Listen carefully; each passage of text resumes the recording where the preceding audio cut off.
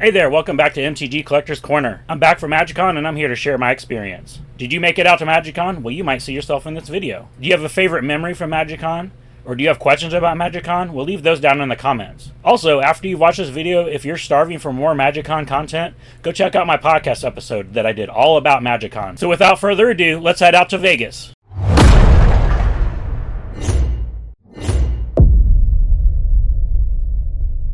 This year, my MagicCon journey started super early on Thursday morning. I had a 5:30 a.m. flight out of Kansas City, which meant that we were landing in Las Vegas at 6:30 a.m. As soon as we arrived, we picked up our luggage, got our rental car, and headed out to get some breakfast. After breakfast, we decided to drive around town a little bit and finally ended up at the Atomic Museum. It was a pretty cool little museum that talked about the Manhattan Project and all the nuclear testing that's been done around the state of Nevada. Here's Robbie the robot standing in the lobby. Here's an Enigma machine that was used in World War II. And here's a picture of Fat Man standing next to a bomb. After the Atomic Museum, you know I had to go play some pinball. We stopped by the Pinball Hall of Fame because I wanted to check out the new X-Men machine. Also, of course, I had to play some Simpsons. After pinball, we headed back to the hotel to try to catch a nap, since we'd been up since 2:30 a.m. After a short nap, we headed over to the MagicCon site. On Thursday, the Black Lotus badge holders were able to go in and pick up all their swag and do a little shopping early. We took advantage of this. We picked up our swag and we got escorted upstairs to the merchandise store. There was a pretty long line, but this was really convenient because we knew exactly what we wanted to get from the store. By looking on the MagicCon app, we were able to pick up all our stuff and then take it back to the hotel, so we didn't have to worry about dragging it around with us all day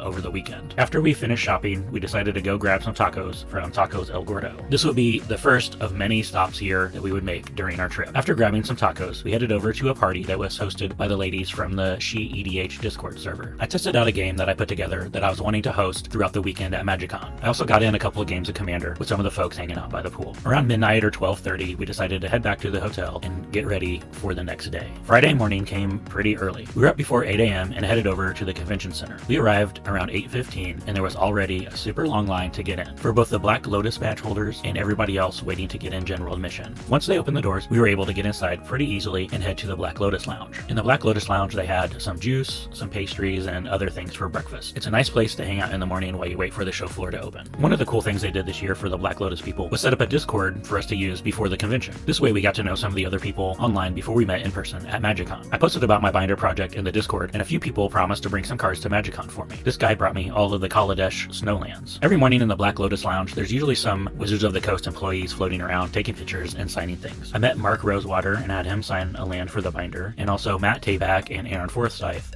were hanging around the lounge all weekend. One of my favorite memories from this weekend was Aaron Forsyth and Matt Tabak going through both land binders and giving their commentary on all the lands that I had in there, and commenting on some of the funny and bad things that they had done over the years regarding the basic lands. At 9 a.m. we were allowed to head out to the show floor. We walked out of the Black Lotus Lounge, and this was the crowd that was waiting to get in at 10 a.m. when the show officially opened. There was a pretty cool little scavenger hunt they had going on through the weekend where you could find FBLTP. There were, I think, 8 or 9 different locations hidden around the con where you could scan a QR code and collect that badge. Once you collected all the FBLTPs, you could go to this booth and pick up a cool little prize. While walking the con floor early Friday morning, I ran into Pleasant Kenobi. We talked for a bit and I got a photo with him, but this wasn't the last time that I would run into him this weekend. We of course had to stop by the Gatherer's Tavern booth and check out what kind of new FBLTP boxes they had. They were really nice and gave us a couple freebies for stopping by. Really, for the first hour of the con, we just walked around all the vendors' booths. Of course, you know, I had to stop by Ultra Pro and check out what they had for the weekend. They had a few exclusive mats for the weekend, but the one I was really interested in was this one from Duskmorn that was UV reactive and glowed under a black light. We stopped by the Stomping Grounds booth because the owner Paul was in one of the chats I was in, and he offered everyone who was in the chat a free playmat if they stopped by and talked to him. I took him up on the offer, stopped by, got a free playmat, and had him sign one of the basic lands from my binder. I ended up giving the playmat away to one of my opponents over the weekend who didn't have any sleeves or a playmat. We also stopped by the Star City Games booth because I had a big order from them that I had placed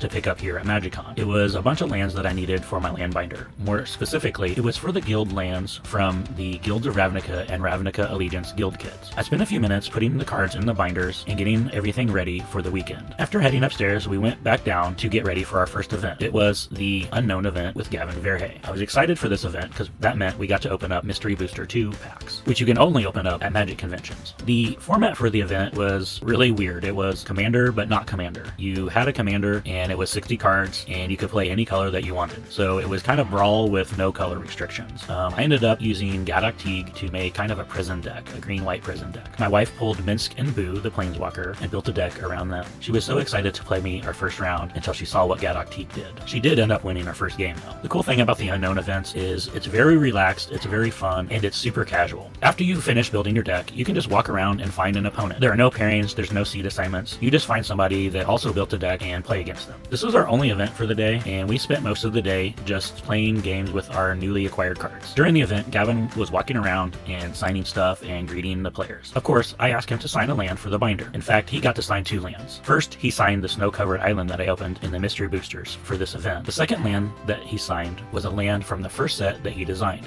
Battle Bond. After building our decks and playing for a few hours, we decided to wander the show floor a little bit more downstairs and then head upstairs to see what was going on up there. As soon as we got upstairs, we ran into these themed play areas. You'll see all kinds of different ones at MagicCons depending on the most recent sets. At this MagicCon, they had 2 themed player areas themed around Bloomburrow and Duskmorn. The themed areas were pretty cool and were a great contrast to each other. One had cute little furry animals in it, and the other had a wall of TVs playing creepy videos. I love the themed play areas, and I'm really looking forward to see what they put together for Chicago for Aether Drift. After checking out the themed play areas, we walked around upstairs a little bit more. The upstairs was the host to the Creators Central, Artist Alley, the main stage, the merchandise store, and a few other interactive displays. We didn't get to see a whole lot upstairs as we only had about 20 minutes before they were closing, but we walked around for a little bit and then decided to head out. After the convention was over for the day, we decided to head back to the hotel to recharge our batteries and grab some food, because later that night there was an after party going on. Friday night, we headed over to the House of Blues at Mandalay Bay for the MagicCon after party. The after party consisted of a costume contest and some DJs. The after party wasn't really my scene, but it was kind of fun just to stand around and people watch. Then these guys showed up, a bunch of squirrels from Bloomburrow. That's when things started to really get nuts. After hanging out for a few hours, we decided to go back to the hotel and get some rest. The next morning, we headed over to the convention center and hung out in the Black Lotus lounge. Here I was able to get a few more lands signed for the binder and get in a couple of games before the convention floor opened. We headed upstairs to check out Artist Alley. One of my friends wanted me to pick up some stuff from the Wizard of Barge, so we headed over to their table to shop a little bit. We wandered through Artist Alley, checking out all of the cool art that everyone had displayed. If you're a fan of magic art and want a chance to meet some of the artists and pick up some really cool unique items from the artist, this is your place. Our first event for Saturday came really early. It was the Two-Headed Giant Spooky Sealed, hosted by Lady Danger. We got packs from all the spooky sets in Magic, going all the way back to original Innistrad. Of course, Lady Danger was there, walking around signing stuff and greeting fans, and I got her to sign a land for the binder as well. We opened all our cards and built 2 spooky decks. I love the Two-Headed Giant events because it allows me to spend time with my wife playing Magic. We get to open cards, build decks, and play together. Our packs even came in this fun little trick-or-treat bag. We won our first match, but lost our second match to this card right here, Promising Stairs. This guy had built a deck that had nothing but rooms in it. Even though we lost, we had a fun time. I got them to sign a land for the binder and had a cool story to go along with it. They both had Magic the Gathering tattoos, and they both picked a land that went along with their tattoos. One of them was Lorwyn, and the other one was an Azorius tattoo. After another couple rounds, our event ended, and we decided to go upstairs so I could try out my new game. This was probably the highlight of my weekend. Wizards of the Coast gave me a table to play at. They gave me a collector booster box of Bloomburrow and a set booster box of Bloomburrow. I met lots of cool people playing this game, and they all seem to have a really fun time. If you haven't seen the videos that I posted, the game is How Well Do You Know Your Set Symbols? I hosted the game for well over an hour and got to meet a bunch of cool people. There was a group of guys from MTG Goldfish that came by, Pleasant Kenobi stopped by, Dark Pack Cosplay stopped by, Mox Cube stopped by and played. Also, a couple ladies from She EDH came over and played the game as well. And there was this group of Canadians that came by to play. They loved the game so much, they went and grabbed some more of their friends to play. I also met this cool guy named Mason. He played the game and wanted to sign a land for my binder, but he noticed that I was missing some lands from Alpha and Beta. He just so happened to have an Alpha Island with him in Vegas. He looked through his decks but couldn't find it, and then realized that he had left it back at his hotel. We made arrangements to meet up on Sunday so he could sign the Alpha Island and add it to the binder. Hands down, running this game and interacting with the community, even though it was just for an hour, was my favorite part of the whole entire weekend. I really hope to be able to do this more at future MagicCons. After running the game, we hung out upstairs for a while in preparation for our next event, which was Commander and Cocktails. Commander and Cocktails is one of my favorite events that they do at MagicCons. You get a whole booster box full of packs from the Commander themed sets, such as Commander Legends, Commander Masters, Legends of Baldur's Gate. We even got some mystery boosters to throw in. So you open these packs, you build a Commander deck, and you get to play with it all weekend. It's called Boxing League. This event was hosted by Brian David Marshall, and I got him to sign a land for the binder as well. It's one of my favorite ways to play Commander now. We even got this cool Fibblethip Tiki mug. After opening our cards, having a drink, and building our decks, it was getting staying very late. We played one game, and it lasted until midnight when the convention officially closed. So Saturday was a full day from 8 in the morning till midnight at MagicCon. The next morning, we arrived back at the convention center at 8:30. We hung out in the Black Lotus lounge, and I got a few more people to sign lands for the binders. I also got a few more stickers for the front. The convention floor opened at 9 a.m., and we decided to go up and get in line in the Artist Alley. As we walked through the show floor on our way up to Artist Alley, we saw them getting ready for the World Finals that day. We went up and walked through Artist Alley and got in line at John Avon's booth. He did the art for the planes that was in Festival in a Box, and I wanted to try to get him to sign one of those, as well as a land for my binders. He ended up signing one of his favorite basic lands. It was the forest from Return to Ravnica. He said the inspiration for this art came from the city of Chicago. After meeting John Avon, we walked over to the merchandise booth to pick up an item that I had pre-ordered. On our way over there, we found this cool Where's Fibblethip painting, and this is where I had my very first fan encounter. While I was waiting in line to pick up the stuff I pre-ordered, I ran into somebody from the Black Lotus lounge who had recognized me earlier in the day. As we're talking, another guy turns around and he's like, "Hey, I know you. You're giving away a deck box, aren't you?" I had a contest going on my social media all weekend where I was giving away a deck box if you found me at MagicCon. So this guy recognized me, showed me that he was a YouTube subscriber, and I was happy to give him a deck box. He even asked me to sign it for him, which is the first time I ever got asked to sign something for a fan. We had a cool moment together, and he was able to sign one of the lands for the binders. So Morgan, hopefully you're enjoying your deck box. Thanks for being a subscriber. We walked by the merch booth one last time to see if there was anything else that we needed before we left. There was a few things that were sold out, so I'm glad that we were able to shop early on Thursday. But here's a look at some of the cool items they had throughout the weekend at the merch booth. We walked around upstairs for a little bit longer and then decided to head downstairs for our first and only event of the day. As we were going down the escalator, I ran into Mason, the guy from yesterday who had the Alpha Island for me. I turned around and went back upstairs to meet up with him. He signed the Alpha Island and added it to the binder. Not only that, but I got a cool story about how he acquired this card in the first place. So after meeting with Mason, we headed downstairs once again for our first event, which was Unknown Two-Headed Giant. This event was basically the same as yesterday, where we built a 60 card commander deck, but it was Two-Headed Giant. So my wife wanted to open all the cards since she had such good luck pulling planeswalkers all weekend. As she opened the cards, I sorted them out and started brewing decks. I ended up building a Finn the Fangbearer deck and going all in on Poison and Death Touch. While we were sitting down waiting for the event to start, we sat down across from Sean from Things in the Ice. It's a CEDH YouTube channel, and he signed a land card for the binder as well. We quickly played a few games in this event and then headed upstairs to play some more games with our Commanders and Cocktails deck. We hung out in Creator Central for pretty much the rest of the day, playing games of Commander with our Commanders and Cocktails decks. I also got quite a few more lands signed for the binder. Once again, we stopped by the themed play areas because they were doing a little scavenger hunt and giving out a pin.